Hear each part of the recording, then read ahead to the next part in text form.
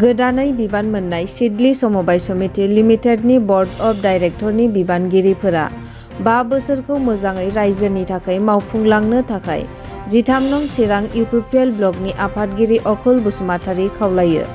Siddeley समबाय समिति limited board of डाइरेक्टरखौ इउपिपिएलनि मदद दाफुंना लानो हायो। 5 बोसोरनि थाखाय मासिगिरिनिफ्राय लाना सोद्रोमाफोरखौ मावफुंना लायो।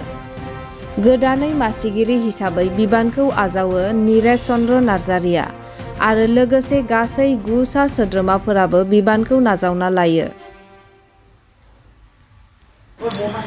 दिनै जेनेखि सिडली आरो कासिकत्रा समबाय समितिनि जेनेखि बर्ड अफ डाइरेक्टरखौ दिनै दाफुंजोबनो हाबाय।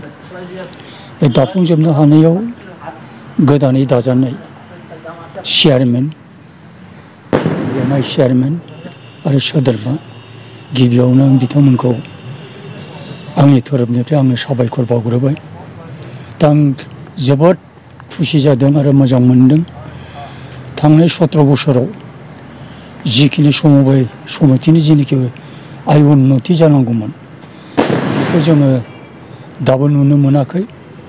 दा जाय हक जों आसा खालामदों एबाराव जिनाखि जोंनि दोलोनिफ्राय इउपिपिएल दोलोनिफ्राय बे सिडली कासिकत्रा समबाय समितियाव जायफोरखौ चेयारमेन, लेङाइ चेयारमेन आरो सोद्रोमाफोर दाना लाबाय बिथांमोननि दारैनो आङो आसा खालामदों बे बृहत मोनसे बे जेनाखि रायजो राजानि गांनाय उखैनायनि जेनाखि मावखुलि बे मोनसे गिदिरथार अनुस्थान रायजोफोरनि बे रायजोफोरनि अनुस्थानखौ जाहाथे मोजां खालामगोन होननानै आं मिजिंथिदों आरो बिसिनि दारैनो जिखिनि 17 बोसोराव खय खथि जादों बेखौ जाहाथे बे 5 बोसोराव बिथांमोननि दारैनो जाहाथे जोङो सुफुंनो हागोन होननानै आं बेखौ मिजिंथिदों आरो बे 5 बोसोराव आङो बिथांमोनखौबो खावलायबावनो लुबैदों जाहाथे रायजोफोरनि गोसोखौ जाहाथे थुलुंगा होहोयो आरो समबाय समितिखौ जाहाथे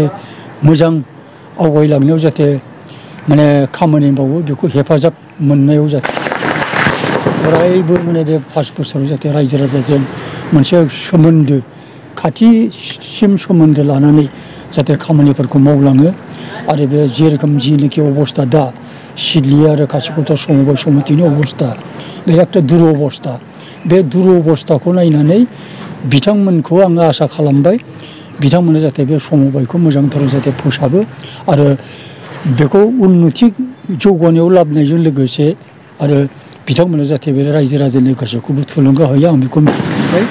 जोबथारनायाव आङो बे जायफोर बर्ड अफ डाइरेक्टर दाजानाय दिनैनि जेनाखि गोदान माने माबा जाहैबाय जे माने बर्ड अफ डाइरेक्टर जाहैबाय बिखौ बिथांमोननि दारैनो आङो जथेस्थ रोखोमैनो बे सिडली कासिकत्रा समबाय समितिया जौगागोन होननानै आं मिजिंथिबाय आरो लानानै खामानि मावसिगोन। दा थांखिफ्रा माबायदि नोंथांमोना इयुननि थाखाय? दानो आङो बुङो उपभक्ताया जि बुंलांबाय ओमफ्राय बे जोंनि बे सिडली समबाय समितिया आजि 17 बोसोर गोदोसोनानै दं होननानै बिथाङा बुंलांदों। दा बेखौ दा स्ट्रं मोनसे उन्नति खालामनायाव जोंखौ दानो जोंनि बे पार्टिनि बिथांमोना जि सहजुगिता होनानै दा जोंखौ दा 10 जन जोंखौ मन'नित खालामबाय बे जोंनि सिडली समबाय समितिखौ उन्नति खालामलांनो नायलांनो।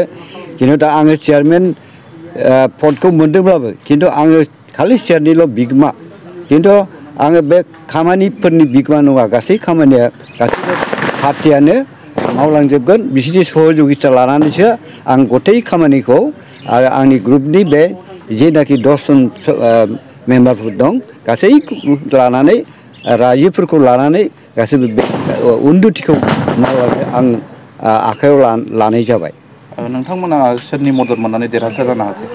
जोङो दानो इउपिपिएल बिथांमोननि कर्तृपक्षफोरनि सहाय सहजुगिताजों जों देरहालांबाय।